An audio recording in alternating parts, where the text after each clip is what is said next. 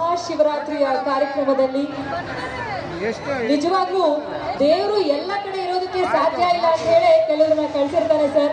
ನಾವು ಯಲಹಂಕದ ಪ್ರಗತಿಗಾಗಿ ಅಹರ್ನಿಶಿ ದುಡಿತಾ ಇದ್ದೀವಿ. ನಿಜವಾಗ್ಲೂ ಹೇಳ್ಬೇಕು ಅಂತ ಹೇಳಿದ್ರೆ ನಮ್ಮ ಈ ಒಂದು ಲೇಔಟ್, ನಮ್ಮ ಯಲಹಂಕ ಕ್ಷೇತ್ರ ಮುಂದುವರೆದಿದೆ ಅಂತ ಹೇಳಿದ್ರೆ ಅದಕ್ಕೆ ಕಾರಣ ಶ್ರೀ ವಿಶ್ವನಾಥ್ ಸರ್ ಅವರು. ಅವ್ರಿಗೆ ಜೋರಾದ ಚಪ್ಪಾಳೆ ಬರಲಿ.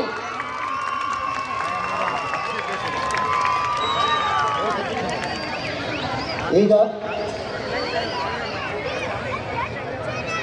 ಈ ಸಮಾರಂಭವನ್ನು ಉದ್ದೇಶಿಸಿ ಮಾನ್ಯ ಶಾಸಕರು ಮಾತನಾಡಬೇಕು ಅಂತ ಹೇಳಿ ಅಲ್ಲಿ ಗೌರವಪೂರ್ವಕವಾಗಿ ವಿನಂತಿಯನ್ನು ಮಾಡ್ತಾರೆ.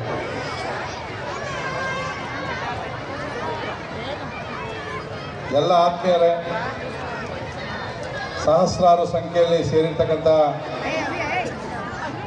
ತಮ್ಮೆಲ್ಲರೂ ಕೂಡ ಶಿವರಾತ್ರಿಯ ಶುಭಾಶಯಗಳನ್ನು ಕೋರ್ತಾ ಪ್ರತಿ ವರ್ಷದ ರೀತಿಯಲ್ಲಿ